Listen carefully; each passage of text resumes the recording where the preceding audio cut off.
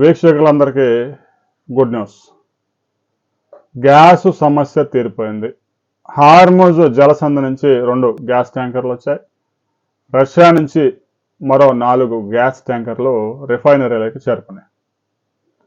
వాణిజ్య గ్యాస్ సిలిండర్లు గడిచిన 8 రోజులుగా డెలివరీ నిలిచిపోయింది. హోటళ్లు, రెస్టారెంట్లు మూతపడిపోయాయి.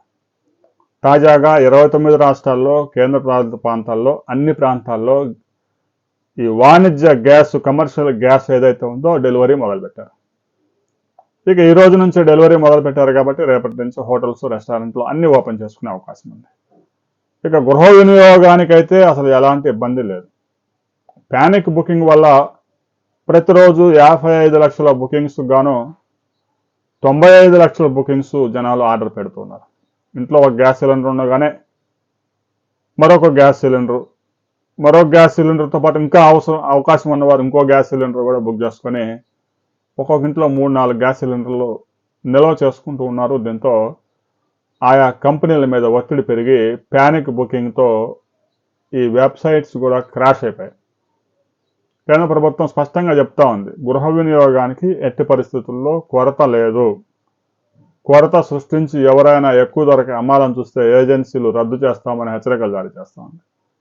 తాజాగా వాణిజ్య గ్యాస్ కూడా ఎవరికి ఎంత కావాలన్నా కూడా డెలివరీ చేస్తూ ఉంది. కాబట్టి ఇక రేపటి నుంచి ఈ గ్యాస్ సరఫరాలో అంతరాలు పూర్తిగా తొలగిపోయే అవకాశం ఉంది.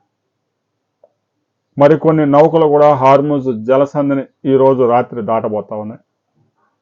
28 నౌకలు, భారతదేశానికి చెందిన నౌకలు ఈరోజు హార్ముజ్ జలసంధిని క్రాస్ చేసుకొని ముంబై, గుజరాత్లోని కాండ్లా తీరానికి చేరే అవకాశం ఉంది మరో 2-3 రోజుల్లో.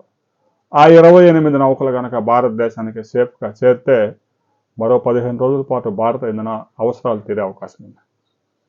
రాబోయే కొద్ది రోజుల్లోనే భారత్ రష్యా నుంచి పెద్ద ఎత్తున చమురు దిగుమతి చేసుకునేందుకు ఇప్పటికే ఆర్డర్స్ బుక్ చేసుకుంది. ఆ ట్యాంకర్స్ కూడా రిఫైనరీలకి కొద్ది గంటల్లో చేరే అవకాశం ఉందని కేంద్ర ప్రభుత్వం ఒక ప్రకటన జారీ చేసింది. మీ ప్రాంతంలో కమర్షియల్ గ్యాస్ సప్లై మొదలైందా లేదా అనే విషయాన్ని కామెంట్ చేయండి.